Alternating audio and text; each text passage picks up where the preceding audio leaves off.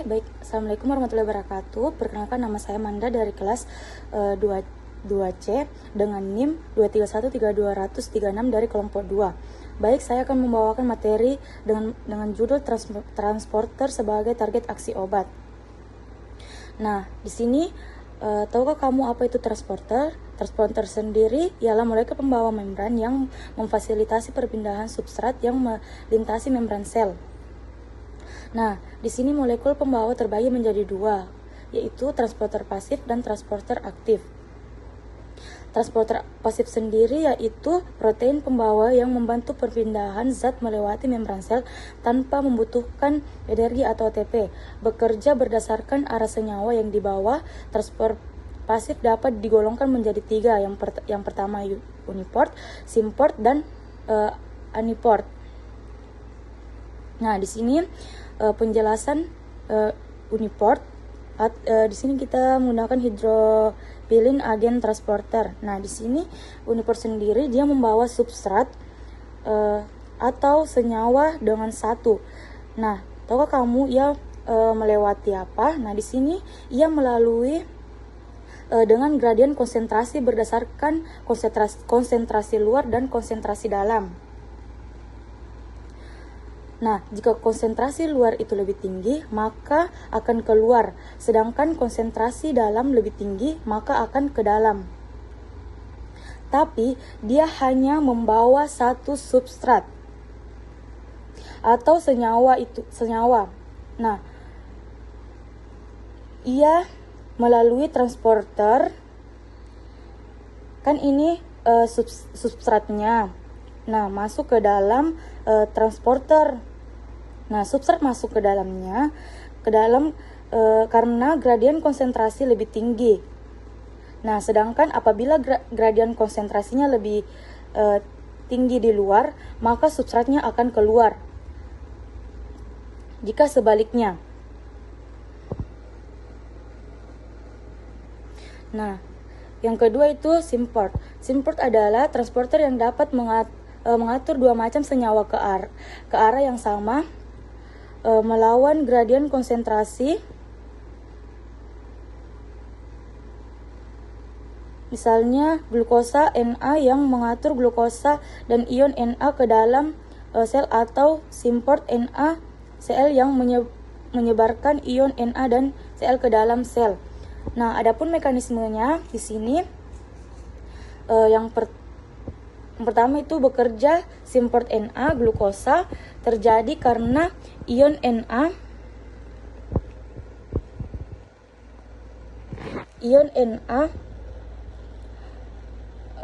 yang konsentrasinya tinggi di luar sel terlebih dahulu menempel pada transporter.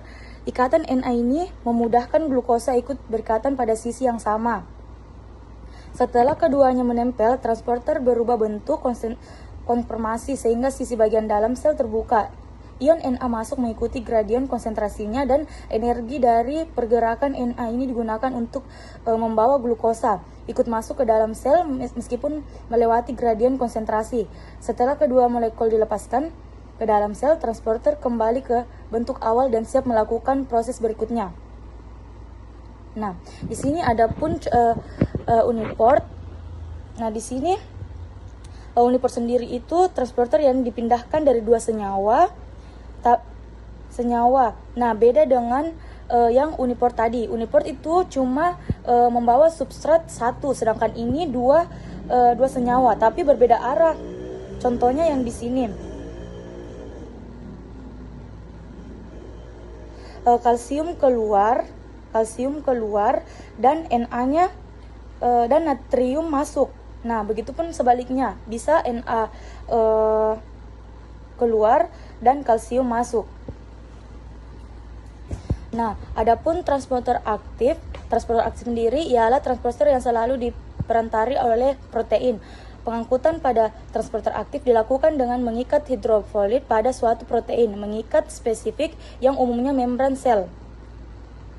Nah, di sini adapun jenis-jenis pompa ATP jenis yang saya ambil di sini P tipe adalah transporter aktif primer yang menggunakan energi dari hidrolisis ATP untuk memindahkan ion melawan gradien konsentrasinya.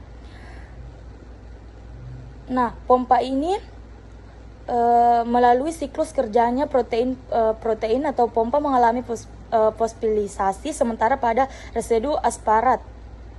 Nah, di sini pompa Na dan kalsium ATP fase adalah protein membran yang berfungsi memindahkan ion natrium dan kalium secara aktif menggunakan energi dari ATP. Pompa ini mengeluarkan 3 ion dari dalam sel dan memasukkan 2 ion kalium ke dalam sel pada setiap siklus kerjanya sehingga menjadi keseimbangan ion dan berbeda muatan listrik. Adapun mekanisme kerjanya, pada tahap awal itu pompa mengikat ion natrium dari bagian dalam sel. Setelah itu ATP dari sitoplasma dipecah menjadi ADP dan fosfat tersebut menempel pada pompa sehingga memicu perubahan bentuk membran. Selanjutnya 2 ion kalium dari luar sel menempel pada pompa kembali ke bentuk awalnya. Adapun yang kedua itu pompa kalsium ATP fase adalah jenis transporter aktif primer yang berfungsi memompa ion kalsium keluar dari sitoplasma dengan menggunakan energi dari hidrolisis ATP. Mekanisme kerjanya yaitu kalsium ATP berfungsi memindahkan ion kalsium dari sitosal menuju ruangan ekstraseluler dengan menggunakan energi dari ATP. Pada bagian bawah pompa sitoplasma memberikan dengan situs pengikat di dalam protein dipecah menjadi ADP melepaskan energi. Energi ini menggunakan untuk mengubah bentuk pompa sehingga ion dapat mendorong keluar melewati membran menuju sisa ekstraseluler. Nah, adapun yang ketiga itu pompa hidrogen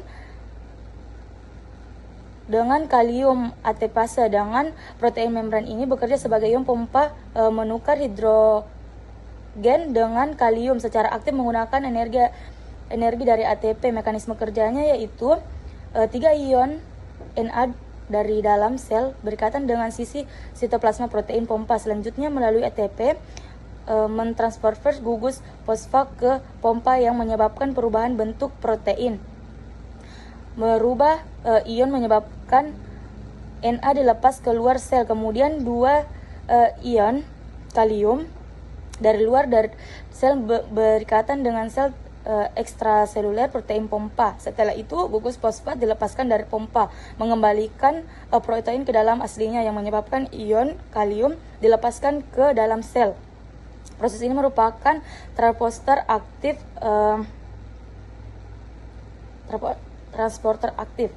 Nah, adapun tinjauan farmakologi transporter yang pertama itu ABC atau ATP binding KCT atau CSLC saluto carrier. Nah, di sini ABC sendiri itu adalah subfamili protein transmembran yang ada di semua makhluk hidup. Nah, struktur umumnya sendiri yaitu dua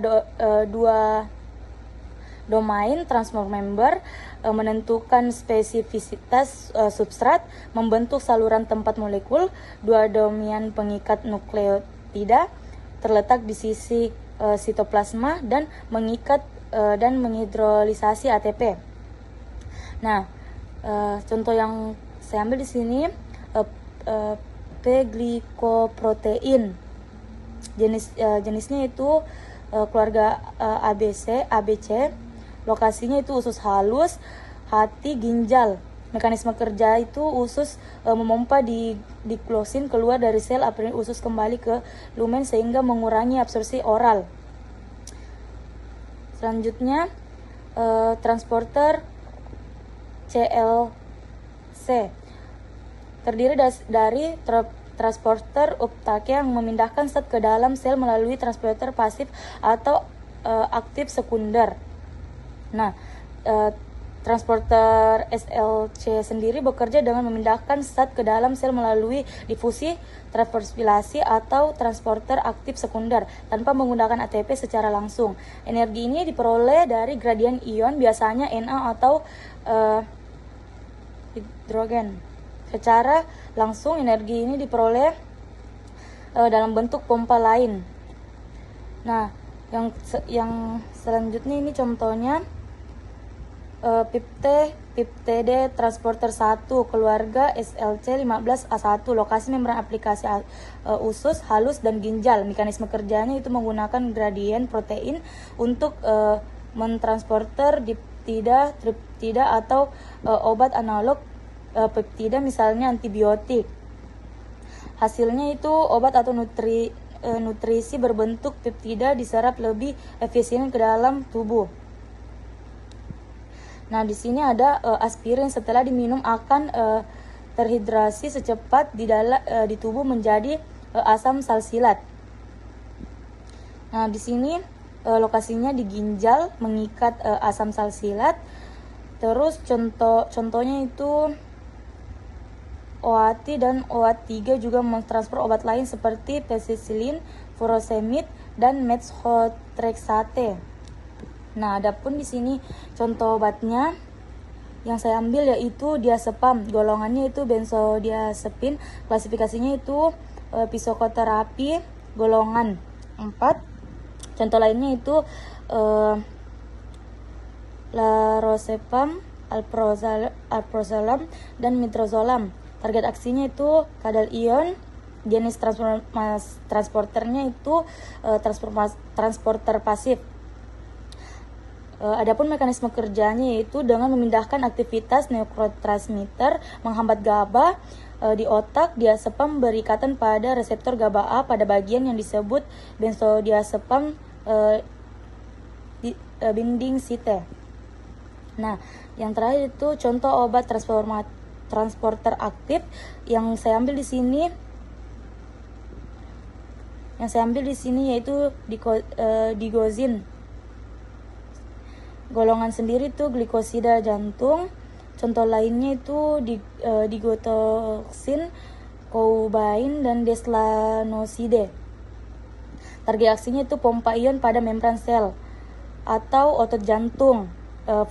Fungsi normalnya itu sebagai obat inotropik positif yang meningkatkan kekuatan konsentrasi jantung dan mengatur ritme jantung. Adapun indikasi obat ini terutama menggunakan pada gagal jantung untuk meningkatkan kemampuan jantung memompa darah, khususnya bila gejala tidak membaik dengan obat lain seperti diuretik atau ACE inhibitor. Mekanismenya itu menghambat pompa Na dan ATPase pada membran sel otot jantung.